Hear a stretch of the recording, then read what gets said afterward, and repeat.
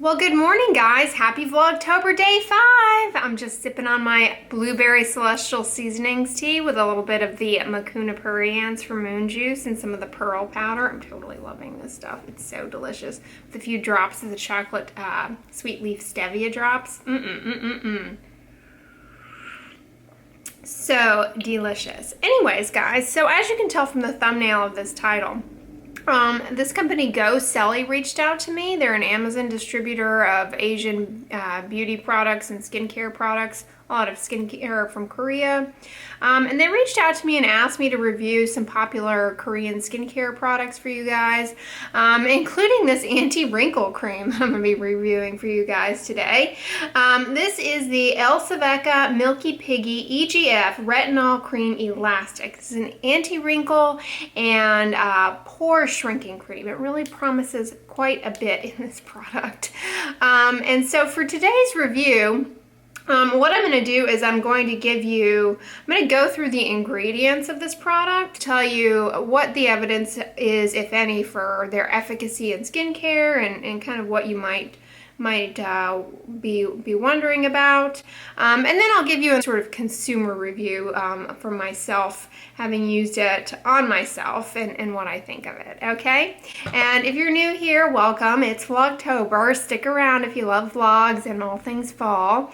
I'm a dermatologist. My name is Andrea. I post day in the life of a dermatologist vlogs, along with Vlogtober this month.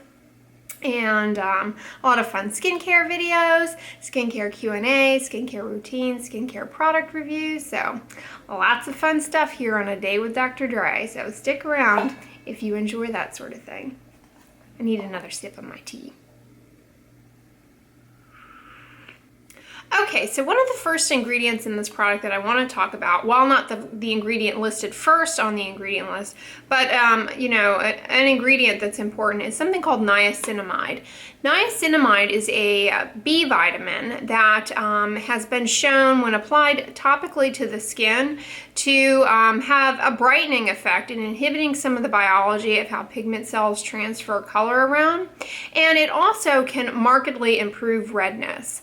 This ingredient has been studied specifically in melasma quite a bit, as well as something called post-inflammatory hyperpigmentation, which are those dark spots that you might get after healing acne or ingrown hairs on the face, for example. So niacinamide is helpful in brightening those, and it's also helpful in reducing the redness of rosacea. However, in a lot of the studies in melasma, what was demonstrated with niacinamide is that in a small percentage of the subjects, they experienced some irritation and sort of stinging with starting using niacinamide for the first few weeks. And then supposedly they got used to it. So I'm saying that because one of the most common things that I hear on the channel when I recommend products that have niacinamide in them is that it stings and burns. So be aware of that is something that can occur, but supposedly people get used to it. I personally have never experienced that with all the topical niacinamide products that I have used, and it's a great ingredient. It also might be a little bit helpful in minimizing some of the inflammation that contributes to acne and kind of oiliness and excessive shine. So it's a really good skincare ingredient in those regards. It has actually been looked at in some studies as far as people concerned with pore size and being shiny. It really was not a statistically significant improvement in people using topical niacinamide over placebo creams for kind of pore shrinking things. Really, the pore shrinking thing is really, really difficult to study. Okay, so that's what I'll say about niacinamide. It is a really good ingredient to have in skincare products. Just know that you might experience some stinging and irritation with it. Next up that I want to talk about is kind of what is in the name itself, is retinol. And retinol in cosmetic products like this is not the same as a retinoid, okay? Because the difference here in these kinds of creams creams like this or Rock that you get in the drugstore here, any retinol cream, okay? It doesn't matter how expensive it is. It doesn't matter if it's, you know, medical grade. Any, you know, retinol cream has many shortcomings to it. Namely, it requires the skin to perform an additional activation step on the retinol using an enzyme in the skin that some people don't even have that much activity of that enzyme in their skin to begin with. So it's kind of like very difficult for retinols to be super efficacious in skincare products. Retinoids like tretinoin, adapalene, brand name Differin. Tretinoin is brand name Retin-A or Renova. Tazarotene or Tazorac, those are actual retinoids. They're already in their active state, and that's where all the science and data is, okay, in those are regulated. They have to demonstrate efficacy. That's where all the science is as far as tretinoin for mitigating fine lines and wrinkles. We know how it works. It binds to some different combinations of receptors that really can improve collagen turnover. We're never going to get that kind of data with these cosmetic retinol things because they're non-drugs, okay? So are they useless? No, there are some that, you know, appear to be helpful. People notice some improvement. It's not a complete waste. A lot of people recommend people to start them before starting a retinoid cream. So not a bad thing, not dismissing it, but just know it is what it is, okay? I mean, don't put too much stock in that. All right, moving right along. As far as the moisturizing ingredients in this, it has some fairly decent ones. It has macadamia seed oil, which I generally don't, I really don't care for plant oils in skincare a lot of times, like nut oils and flower extract oils, because people can just be irritated and allergic to these things. Macadamia seed oil, however, I combed the medical literature and there's actually a pretty low likelihood of that, at least that has been reported. So it doesn't appear to be problematic. This also contains beeswax in it, so it's obviously not cruelty-free or vegan for those of you who are concerned about that. But beeswax, you know, can kind of just help the nature of the cream sort of be in a more solid form and be a little moisturizing. It also contains glycerin, which is a fantastic moisturizer in and of itself. So those are all wonderful. And then moving down the list to some other ingredients, this also contains their signature, or I'm not entirely sure if it's their signature, or this arbitrary RH-oligopeptide-1. Okay, so peptides in skincare is this jazzy thing that cosmeceuticals are, you know, really trying to push on you.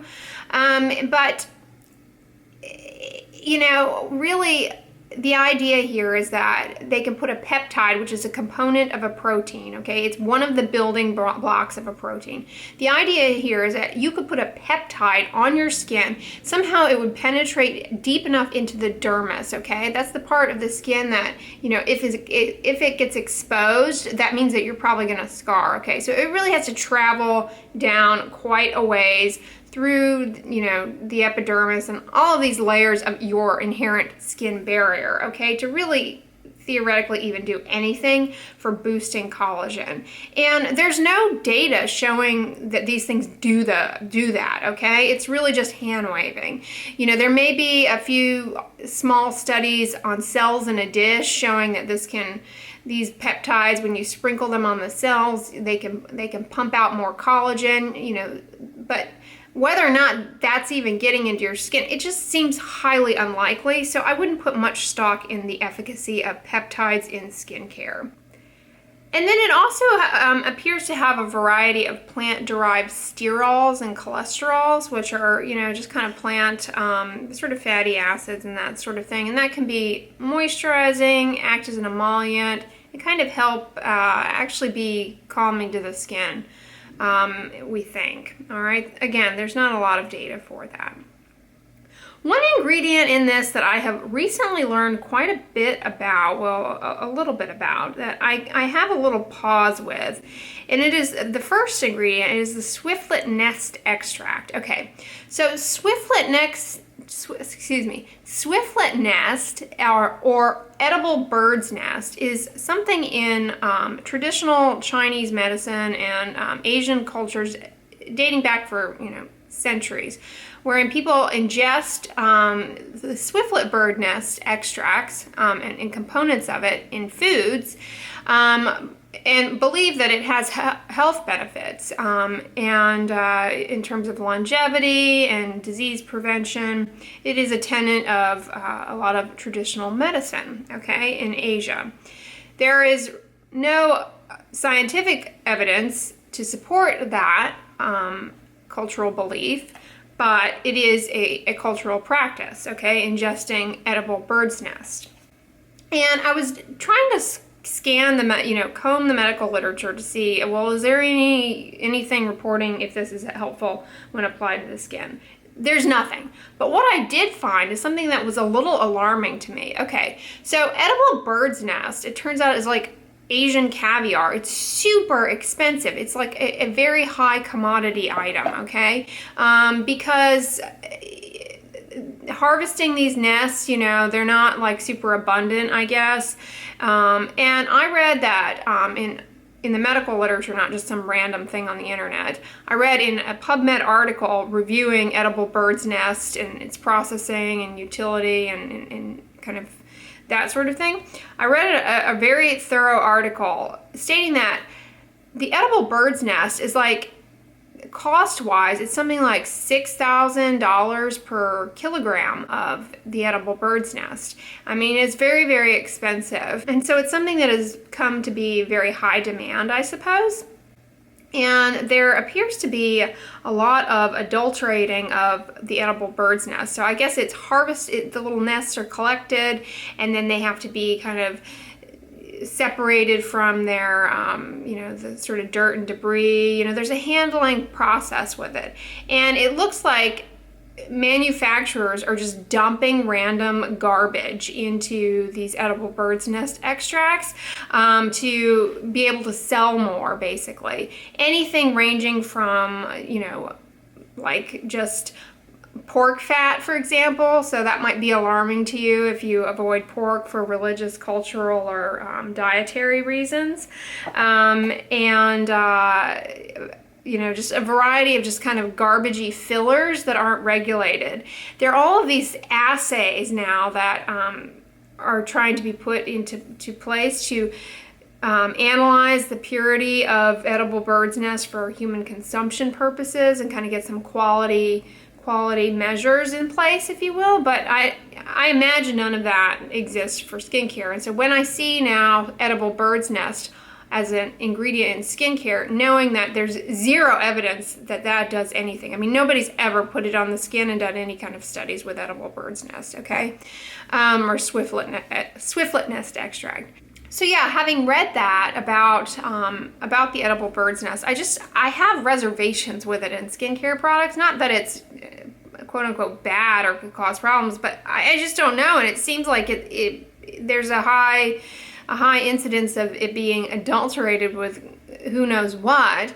And so for it to appear in skincare products, I question its purity, and there's zero evidence to put it there in the beginning. So I would prefer to avoid that, having read that article, and it's just something that I wanted to share with you because it kind of bothers me. I don't know.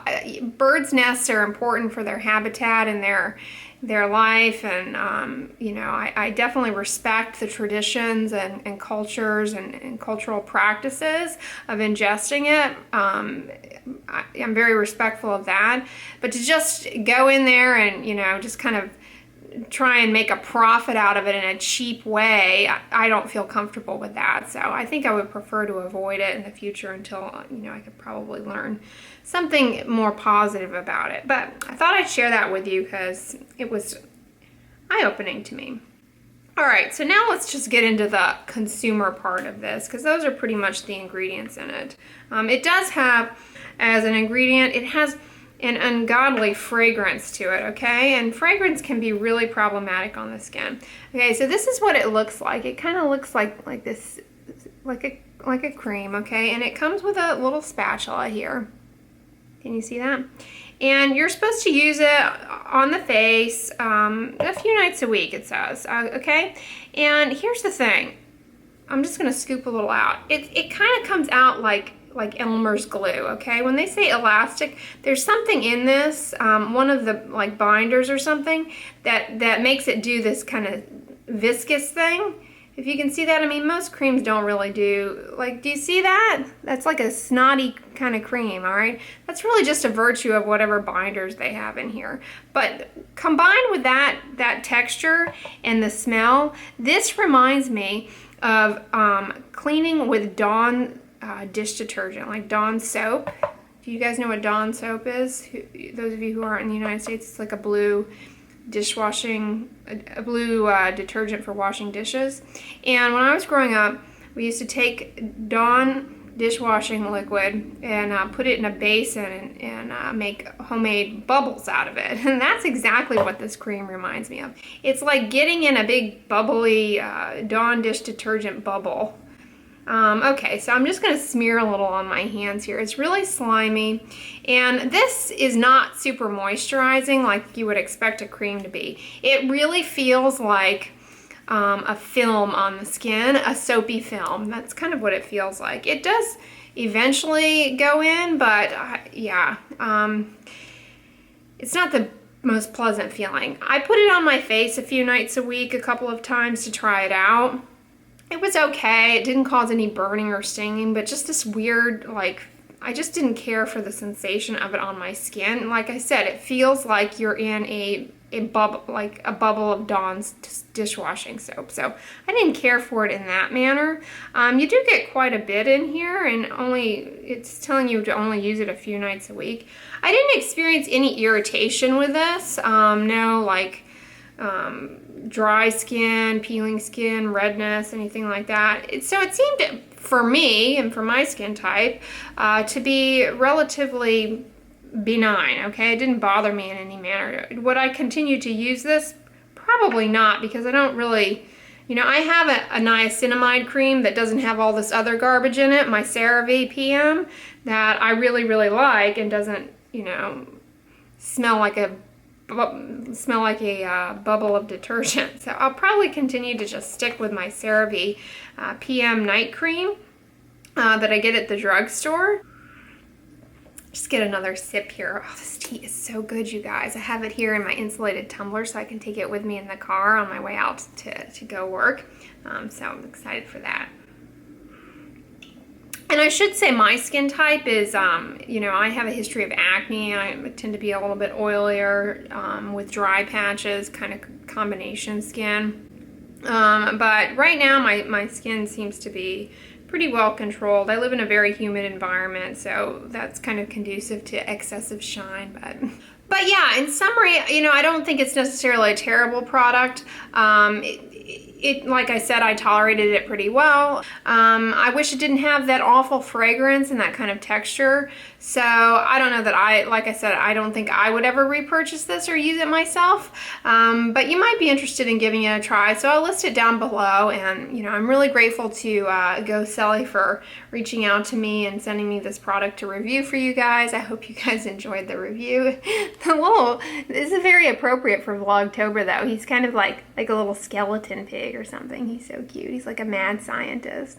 The packaging on these products is really cute.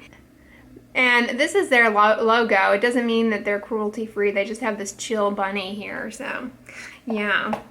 But I hope you guys enjoyed my review. Hopefully it was subjective and objective enough for you guys. A nice balance there. But yeah, stay tuned for tomorrow's Q&A. It's going to be on spironolactone for hair loss and acne in women. And then, so that goes live tomorrow, Friday at noon Eastern Standard Time. So if that interests you, make sure you check in for that. I hope you enjoyed Vlogtober Day 5 today. And then this weekend, more fun vlogs coming your way. And if you're new here, I really encourage you to stick around. And everybody, enjoy your beverage. Don't forget your sunscreen today. Give this video a thumbs up, share it with your friends, and as always, don't forget, sunscreen and subscribe. I'll talk to you guys tomorrow.